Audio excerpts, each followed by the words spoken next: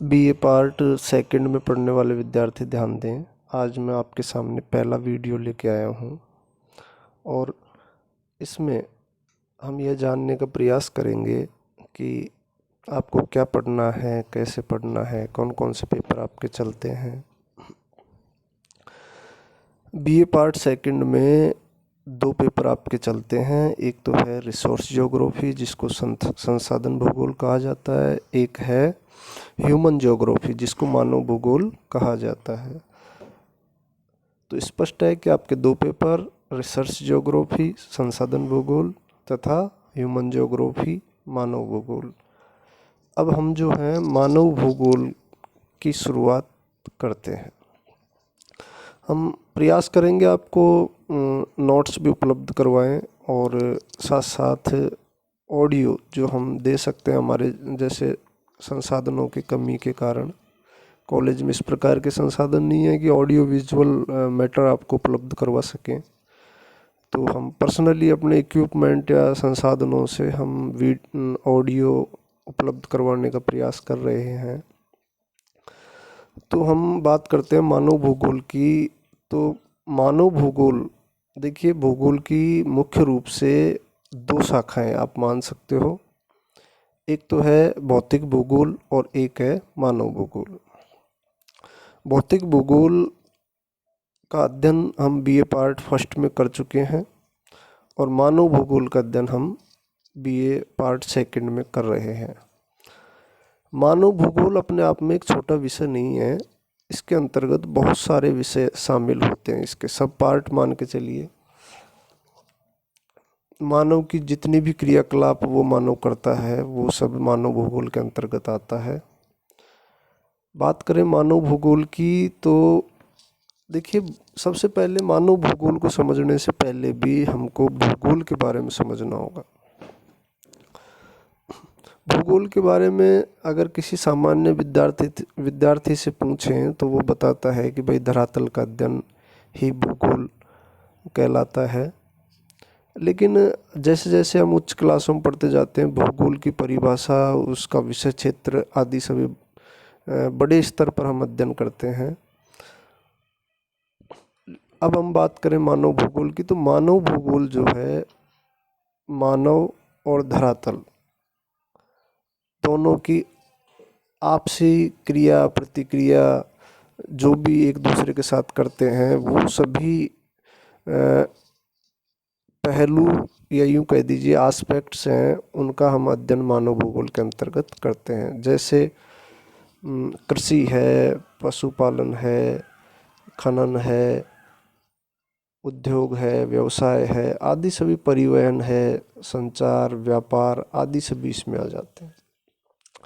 मानव भूगोल का विकास मुख्यतः 18वीं शताब्दी में हुआ था। मानव भूगोल के ऊपर जो सबसे पहली पुस्तक लिखी थी वो लिखी थी रैटजल ने। आपने पढ़ा भी होगा 12th क्लास में, फ्रेडरिक रैटजल। रैटजल ने जो पुस्तक लिखी उसका नाम था एंथ्रोपोज्योग्राफी। यह एक जर्मन भाषा में लिखी हुई पुस्तक थी और एंथ्रोपोज्योग्राफी का अगर हम अपने भाषा में या हिंदी में समानार्थी शब्द देखें तो उसको कहेंगे मानव भूगोल। तो रैटजल ही भूगोल के जन्मदाता थे, मानव भूगोल के जन्मदाता थे। और रैटजल ने भी मानव भूगोल को मानव समाजों और धरातल के बीच अध्ययनों का संश्लेषित अध्ययन कहा है। रैटजल की एक शिष्या हुई थी जो भी आप पढ़ चुके हैं, वो थी एलन चर्चिल सैंपुल जो कि अमेरिका की थी। उन्होंने मानव भूगोल को परिभाषित करते हुए कहा कि मानव भूगोल चंचल मानव और अस्थायी पृथ्वी के पारस्परिक परिवर्तनशील संबंधों का अध्ययन है। ये जो एलन चर्चिल सैंपुल थी ये रैटजल की शिष्या थी और रैटजल के नियतिवाद की अवधारणा की कट्टर समर्थक थी। इसके बाद आते हैं विडाल डी लाब्लास। तो ये फ्रांस के मानव भूगोलवेत्ता थे और इन्होंने परिभाषा देते हुए कहा कि मानव भूगोल पृथ्वी और मानव के पारस्परिक संबंधों को एक नया विचार देता है जिसमें पृथ्वी को नियंत्रित करने वाले भौतिक नियमों तथा पृथ्वी पर निवास करने वाले जीवों के पारस्परिक संबंधों का अधिक संश्लिष्ट विज्ञान शामिल है।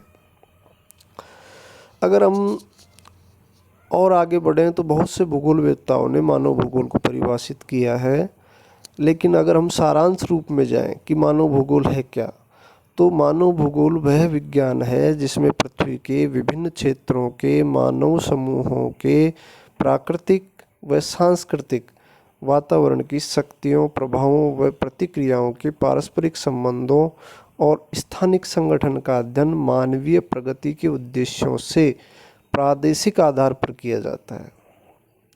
अब देखिए, प्रादेशिक एक शब्द है जिस पर हम जोड़ देते हैं। प्रादेशिक का मतलब है किसी प्रदेश विशेष का अध्ययन, क्योंकि प्रदेश विशेष पर जाकर लोगों की संस्कृति, रहन सहन, खान पान आदि सभी बदल जाते हैं, तो ये मानव भूगोल का विषय भी है। अब बात करते हैं हम मानव भूगोल का विषय क्षेत्र। देखिए, वैसे तो मानव भूगोल का विषय क्षेत्र कोई छोटा विषय नहीं है। ये मानव भूगोल में आप जनसंख्या को शामिल कर सकते हैं। अगर जनसंख्या का विस्तृत अध्ययन करें तो जनसंख्या भूगोल बन जाता है। प्रदेश के प्राकृतिक संसाधनों का अध्ययन इसमें करते हैं, संसाधन भूगोल बन जाता है अपने आप में। सांस्कृतिक वातावरण का अध्ययन अपन करते हैं तो वो सांस्कृतिक भूगोल बन जाता है। कालिक अनुक्रम, समायोजन, प्रादेशिक संगठन, दूसरे प्रदेशों से संबंध आदि सभी का अध्ययन हम मानव भूगोल के अंतर्गत करते हैं। अगर हम डिटेल में जाएं, जैसे जनसंख्या, पहला पॉइंट लेते हैं जनसंख्या। तो जनसंख्या में देखिए, जैसे जनसंख्या समूह, प्रवास, अधिवास, जातिगत संरचना और जनसंख्या के आंकड़े आदि सभी ये जो विषय हैं ये जनसंख्या के अंतर्गत आते हैं। दूसरा है प्रदेश के प्राकृतिक संसाधन। तो प्राकृतिक संसाधनों में जैसे प्राकृतिक संसाधन भूमि, जल, वन, खनिज, इन सभी का अध्ययन इसके अंतर्गत किया जाएगा। सांस्कृतिक वातावरण में हम अध्ययन करेंगे जैसे सांस्कृतिक तत्व।